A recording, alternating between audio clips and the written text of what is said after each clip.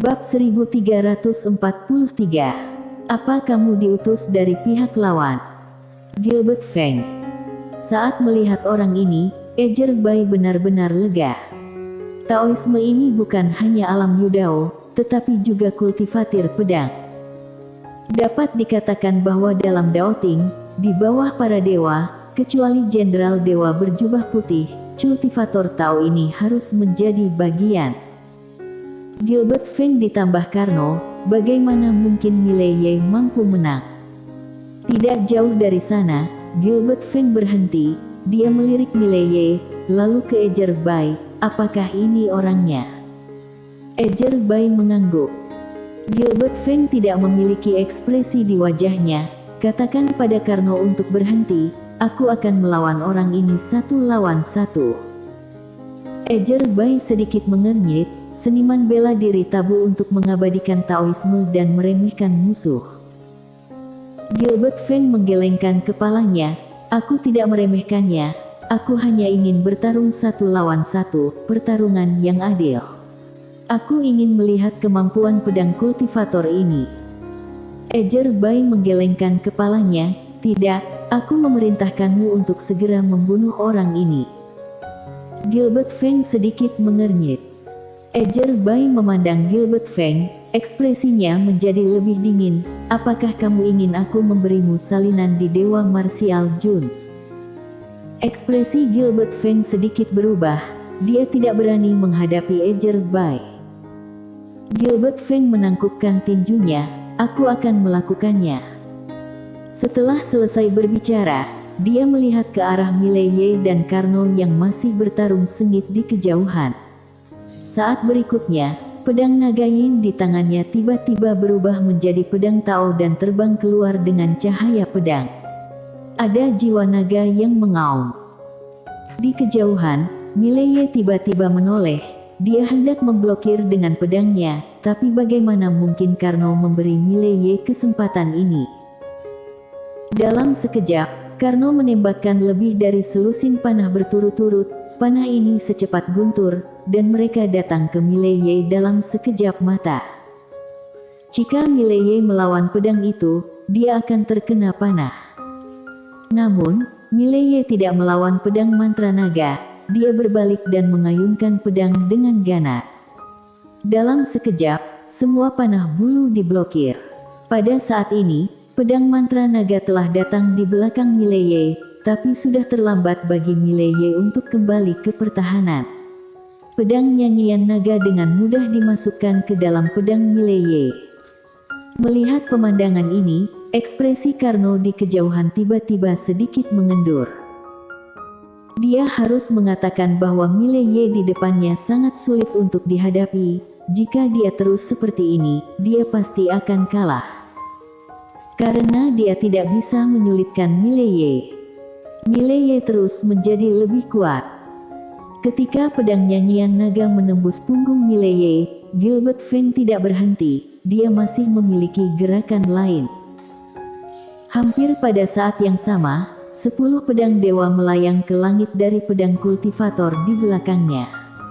Saat berikutnya, 10 pedang dewa langsung melakukan perjalanan melalui ruang hampa ke sekeliling Mileye dalam seketika, kemudian terjun ke tubuh Mileye hampir bersamaan dengan pedang nyanyian naga. 11 pedang memotong tubuh. Dari saat pedang terhunus hingga ujungnya, gerakan dilakukan sekaligus, tanpa basa-basi sedikit pun. Pada saat ini, lapangan tiba-tiba menjadi sunyi. Ejer Bai akhirnya tenang. Kewaspadaan di mata Karno benar-benar menghilang saat ini. Di kejauhan, Gilbert Feng tiba-tiba menggelengkan kepalanya, membosankan. Pada saat ini, Ejer Bai di kejauhan sepertinya memikirkan sesuatu, pupilnya tiba-tiba menyusut, hati-hati. Hampir pada saat yang sama, Mileye di kejauhan tiba-tiba menghilang di tempat.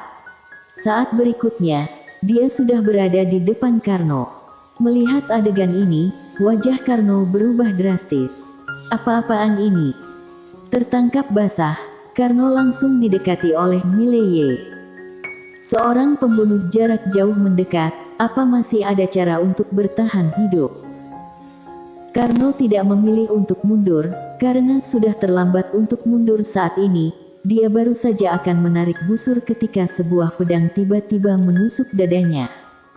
2. Karno dikejutkan ratusan kaki jauhnya oleh pedang ini dalam sekejap. Setelah Karno berhenti, dia melihat pedang di dadanya. Pedang penakluk jiwa. Dengan pedang ini memasuki tubuhnya, jiwanya bahkan tidak memiliki kesempatan untuk melarikan diri. Karno agak linglung, dia memandang Mileye di kejauhan. Saat ini Mileye masih memiliki 11 pedang tertancap di tubuhnya, bahkan pedang tertancap di atas kepalanya. Namun, Mileye baik-baik saja. Bagaimana ini mungkin? Di kejauhan, Gilbert Feng juga tercengang saat ini. Bagaimana ini mungkin? Pada saat ini, pedang di tubuh Mileye tiba-tiba mulai menghilang perlahan. Mengasyikkan. Karno menatap Mileye, dia menyerap pedang.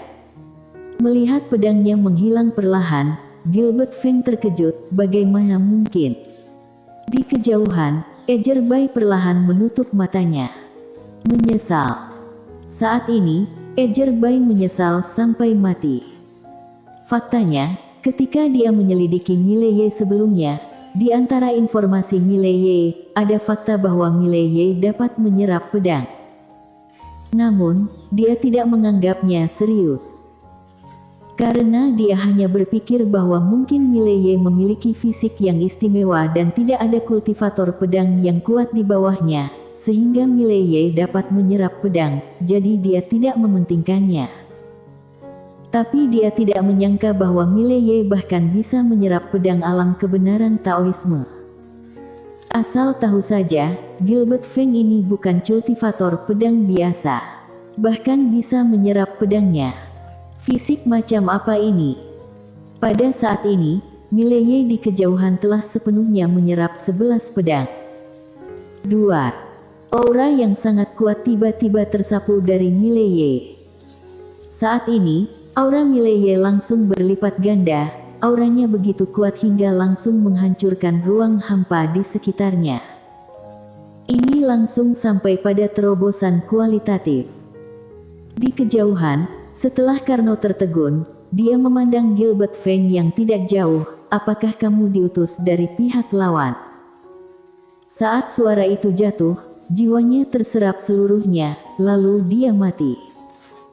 Setelah kematian, Karno masih tidak sudi. Jangan mati dengan damai. Dia tidak dibunuh oleh Mileye, dia dibunuh oleh bangsanya sendiri. Di kejauhan, wajah Gilbert Feng sangat muram karena ke-11 pedangnya terserap. 11 pedang, termasuk jiwa naga diserap oleh Mileye. Apa ini? Gilbert Feng menatap Raja Bintang Baidi, sedangkan Ejerbai menatap Mileye di kejauhan, keluar. Menarik. Ekspresi Gilbert Feng tiba-tiba menjadi ganas, lalu dia tiba-tiba bergerak dengan kedua tangannya. Aku kembali ke lembah dua dunia. Dalam sekejap, puluhan ribu pedang terbang tiba-tiba muncul di langit dan bumi. Gilbert Feng dengan marah menunjuk Mileye yang masih menyerap pedang di kejauhan, dan berteriak dengan marah, tebas. Saat suara itu turun, puluhan ribu pedang tiba-tiba patah. Dalam sekejap, puluhan ribu pedang langsung menenggelamkan Mileye. Gilbert Feng menatap ke kejauhan, segera wajahnya berubah. Mileye menyerap pedang. Puluhan ribu pedang itu langsung diserap oleh Mileye. Pada saat ini, aura Mileye tiba-tiba melonjak. Menjadi lebih kuat lagi. Wajah Gilbert Feng sangat pucat, matanya penuh ketidakpercayaan, bagaimana mungkin, bagaimana mungkin. Tampaknya tidak mau, Gilbert Feng hendak menyerang lagi. Pada saat ini, Ejerbai di kejauhan tiba-tiba meraung, hentikan. Gilbert Feng memandang Ejerbai, yang menunjuk ke kejauhan, pergilah. Gilbert Feng. Ejerbai tiba-tiba meraung lagi, apakah kamu ingin mati di sini? Melihat bahwa Ejerbai marah, Gilbert Feng juga menjadi marah. Jangan basa-basi. Edger Bai menatap Gilbert Feng dengan dingin. Dia tidak berbicara lagi, tetapi mundur dengan tenang. Dan Gilbert Feng itu memandang Mileye di kejauhan. Wajahnya sangat ganas. Dia membentangkan telapak tangannya, lalu pedang udara muncul di tangannya. Dalam sekejap, energi spiritual yang tak terhitung jumlahnya di dunia mulai mengalir dari sini. Gilbert Feng menatap Mileye. Aku tidak percaya kamu masih bisa menyerapnya. Setelah selesai berbicara, dia tiba-tiba maju selangkah, lalu dengan satu langkah, pedang Qi di tangannya tiba-tiba terbang keluar. Tes. Suara pedang tiba-tiba bergema di langit. Di bawah tatapan Gilbert Feng, pedang Qi langsung menebas Mileye. Duar. Mileye gemetar di sekujur tubuhnya, lalu menggigil sebentar, terlihat sangat nyaman. Terserap lagi. Pada saat ini, Gilbert Feng memperbaiki wajahnya seolah-olah dia telah mati. Bagaimana mungkin? Saat dia mengatakan itu, dia bergegas langsung menuju Mileye. Saat berikutnya, pedang terbang menebas ke arah Mileye. Setiap kali Gilbert Feng mengayunkan pedangnya, aura Mileye akan sedikit lebih kuat. Tetapi pada saat ini, Gilbert Feng sudah gila dan dengan panik menyerang Mileye dengan pedangnya. Sekitar 1/4 jam kemudian, Mileye tiba-tiba menghilang di tempat. Di samping, wajah Gilbert Feng berubah drastis. Dia hendak mencabut pedangnya, tetapi sebuah pedang telah menembus alisnya. Tes. Percikan darah. Mileye muncul di belakang Gilbert Feng. Dia memegang tangan kanannya ke belakang. Pedang penakluk jiwa terbang keluar dari tubuh Gilbert Feng, lalu mendarat dengan kokoh di tangannya. Jiwa spiritual Gilbert Feng hancur. Setelah Mileye memenggal kepala Gilbert Feng dengan satu pedang, dia berjalan menuju istana Ling Qiao.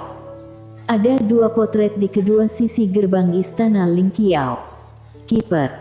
Mileye baru saja berjalan di depan gerbang istana Ling Qiao. Ketika penjaga gerbang dari kedua potret itu tiba-tiba membuka mata mereka, saat berikutnya, 2 cahaya emas memotong ke arah Mileye secara langsung. Di bawah, Mileye memotong dengan pedang horizontal. Tes. 2 cahaya emas langsung hancur, dan saat berikutnya, Mileye langsung menghilang di tempatnya. Cici.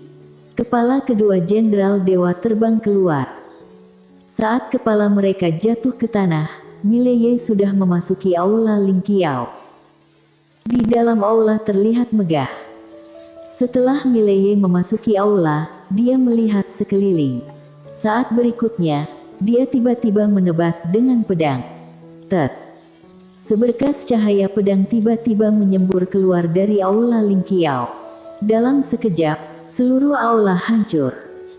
Mileye meninggalkan kuil Ling Qiao. Dia tidak pergi, tetapi membunuh dengan liar di seluruh Daoting. Dia membunuh dari selatan ke utara, lalu dari utara ke selatan. 36 istana surga dan 72 aula dari seluruh Daoting telah dilindungi olehnya. Untuk sementara, seluruh Daoting penuh dengan pelayat. Sekitar setengah jam kemudian, Mileye kembali ke gerbang langit dan dia tersungkur di tanah karena dia tidak punya siapa-siapa untuk dibunuh. Pada saat ini, Edger Bai tiba-tiba muncul di depan Mileye. Mileye tiba-tiba menatap Edger Bai. Dia mengambil pedang. Saat dia hendak bergerak, pada saat ini, Edger Bai tiba-tiba berkata, "Kamulah yang membunuh Tiandao 5 dimensi." Ada kekuatan misterius dalam suara itu, dan kekuatan ini menembus langsung ke tubuh Mileye. Dan pada saat ini, Mileye, yang sudah kehilangan akal sehatnya, tiba-tiba berhenti. Edger Bai menatap Mileye, dan berkata, "Kamu membunuhnya. Jika bukan karena kamu, dia tidak akan mati. Dia sudah mati, kenapa kamu masih hidup?" Pada saat ini, Dua garis darah dan air mata mengalir keluar dari mata Mileye perlahan. Ejerbai melanjutkan, dia bisa hidup dengan baik, tetapi karena kamu, dia datang ke Daoting dan menggunakan kekuatan terakhirnya untuk melawan leluhur Dao. Jika bukan karena kamu, dia adalah begitu kuat, bagaimana dia bisa mati? Kamu, Mileye, yang membunuhnya. Hukuman. Di kejauhan, tubuh Mileye tiba-tiba bergetar secara bertahap. Dia tiba-tiba bergumam, "Ya, aku yang membunuh kakak." Ejerbai tiba-tiba meraung, "Itu kamu." Suara itu mengguncang langit. Pada saat ini, Mileye tiba-tiba memegang pedang di tenggorokannya. Dia melihat ke langit, seolah kehilangan jiwanya. Aku harus mati." Ketika suara itu jatuh, dia menyekanya tiba-tiba. Tes. Aliran darah berhamburan keluar. Mileye jatuh perlahan, tangan kirinya terulur ke kejauhan. Pada hari itu, dia melihat seorang wanita menatapnya sambil tersenyum, memegang ikan di tangannya. Tapi di langit, tidak ada siapa-siapa. Mileye tiba-tiba menyeringai. "Kakak, di kehidupan selanjutnya, aku akan memanggang ikan untukmu seumur hidup." Bersambung.